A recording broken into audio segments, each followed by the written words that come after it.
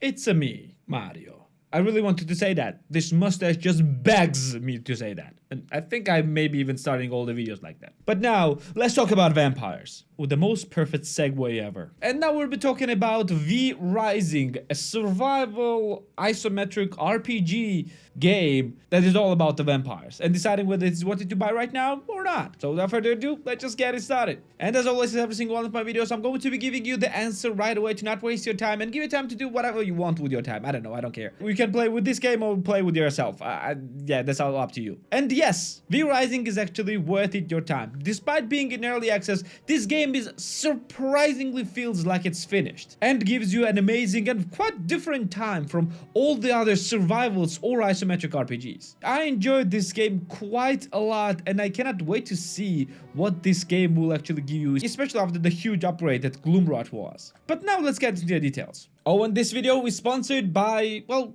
you. By you just being here. And you watching this video support this channel, and which I am extremely thankful for. But if you want to support a little bit beyond that, you can hit that beautiful subscribe button down there. Or if you want to go beyond that, you can go and click the join button and support the channel more tangibly and more firmly. And anyway, thanks for being here. Now to the video. So what even is vrising? It's extremely difficult to explain in a few words what this game is, because this game is mishmash of all the different genres. At first it looks like an isometric RPG like a Diablo-like, and well, it is. But it also has survival elements like gathering, crafting, and building, and it is also multiplayer, both PvE and PvP, and you can also play this completely alone. So in this game, you are playing as a vampire. You are awakening from the long slumber, and you are in your weakest state. And the world around you is, well, completely made to kill the vampires as much as possible, and your goal is to, well, live in this world and become the very powerful vampire lord, I guess. And gameplay wise, at the beginning, it doesn't feel as difficult. You're actually playing it like in every regular RPG. You have your gear, you have your weapons, you have your inventory, and you have your skills. But there are also a few different caveats that will differentiate it from other games because you're playing as a vampire. Well, first things first, you don't actually have a mana bar. You have a blood,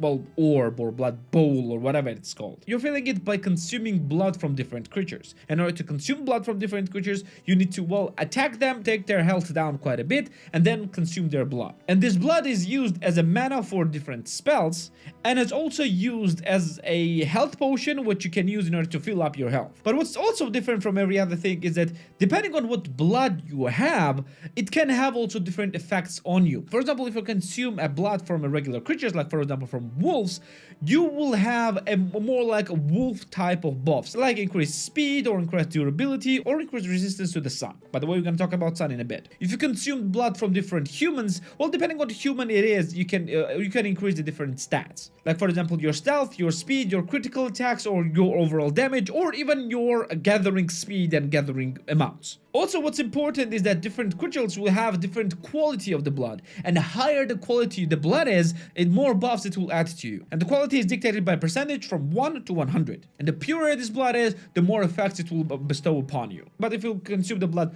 of another creature, well, the effects from the first blood will be cancelled out with this new one. So you need to be very strategic with which blood you will consume. Also, what's important is that you are a vampire and you have a real-time day-night cycle. So at night you are, well, okay, you are a vampire, you love darkness, but when the sun comes up, well, sun actually is killing you. If you will stay on a sun for more than a few seconds, you will start getting a huge amounts of damage, which will eventually kill you. But thankfully, you are living in a world with a bunch of shadows, like shadows from trees, from rocks, and from different stuff, which you can hide in order to avoid this damage. Basically allowing you to move even during a day. You just need to be very careful in the way you move. If you stay for too long, more than a few seconds on the sun, you will most likely suffer either heavy damage or die. But why would you even need to move in this world? Well, that's where survival aspect actually comes into play. First things first, the important thing for any vampire is actually to have a castle, and you are actually building a castle for yourself.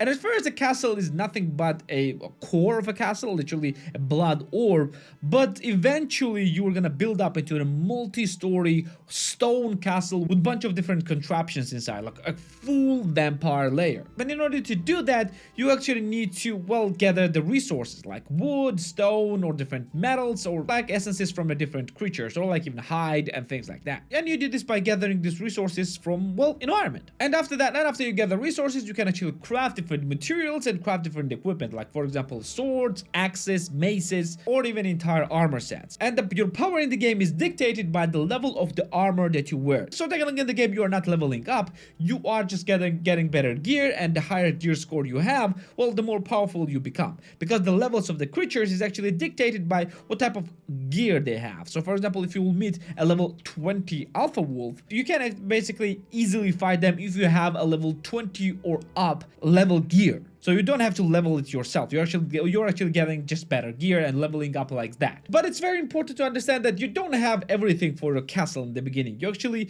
need to venture into the world, not just for the resources and materials, but for different blueprints as well. And blueprints and the powers of your vampires actually dropped by different monsters. And you are getting this by gathering so-called V-blood. V-blood is a special type of blood that will bestow additional powers to you and also give you different blueprints for different stuff. Like for example, different crafting benches, smelters, sawmills, and other things that you need for the crafting. In order to find a V-blood, you actually choose the different creatures, and based on their levels, you actually choose to whether fight them or just level up a little bit to be able to fight them. Then after that, you're actually following the scent of this creature and go and kill this creature and, well, and drink their blood and gain their powers. It's pretty easy and straightforward while you're doing this in a single player, but it's actually a bit more difficult in a multiplayer, especially in the PvP, because other vampires will actually be searching for them as well. And you might actually fight for the right to kill that creature. Or you can just team up with other players and make it a little bit easier for yourself. But just you have to know that the creatures are actually scaling up based on how many players are attacking them. And all of those things, like combined, create a very compelling gameplay loop where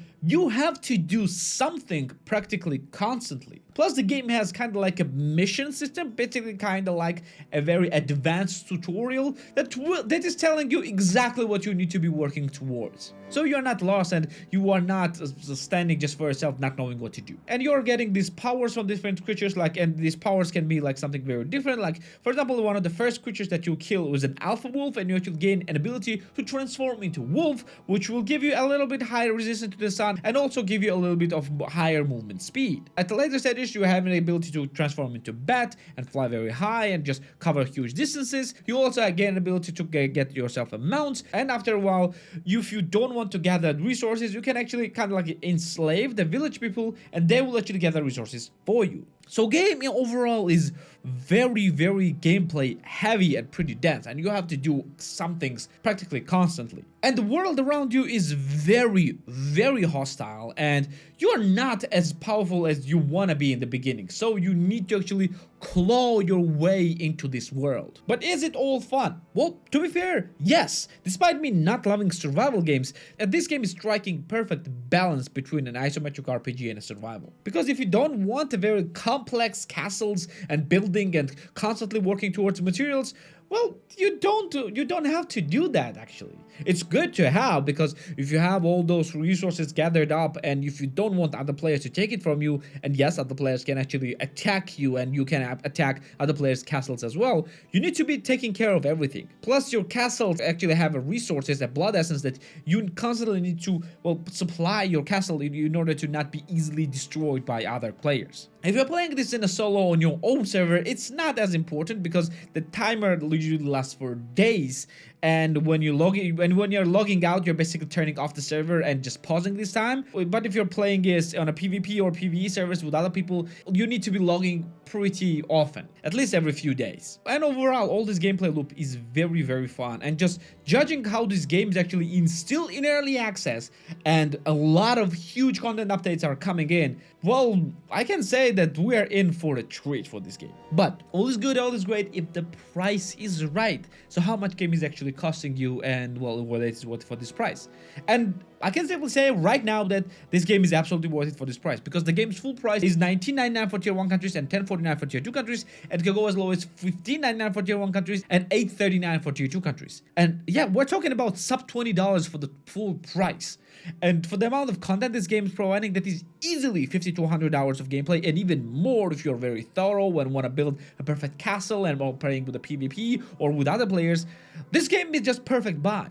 And for the people thinking that this game is dying or dead, well, the game has constantly from 1 to 3,000 players on the low end, and after the Gloomroad update, it skyrocketed from 20 to 80,000. I doubt that these numbers will stay for a really long time. I'm pretty sure that numbers will drop, but still, game has quite a lot of players to enjoy your time with, especially for the early access game. So who is this game for? Well, everyone who is enjoying isometric RPGs, this game is pretty great. But it also will be great for the people who enjoy survivals as well, especially the PvP survivals, because PvP can be brutal in this game, especially the sieges. So yeah, I highly recommend this game, and you need to be getting this, yeah, support this great early access title, because this is how early access should be done. This is how it is, not like KSP2 did. This is how early access should be done. The game just launched, the game runs smoothly, it runs well, and all the game adds after early access launch is just more and more content. Not just fixing the broken mess that game is. No, game is already well running, and now it just adds more stuff to do, which is perfect for me and for everyone else as well. So yeah, I highly recommend this game. Oh, and by the way, our Steam Curator page is already up and running, so if you want to see all of my reviews, videos, and a little bit of text review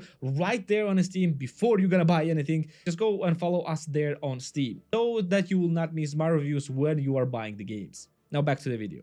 Well, this should be for today. Thank you for being here with me. Like the video if you liked it, subscribe for more videos like this one, and I'm gonna see you in the next one. See ya.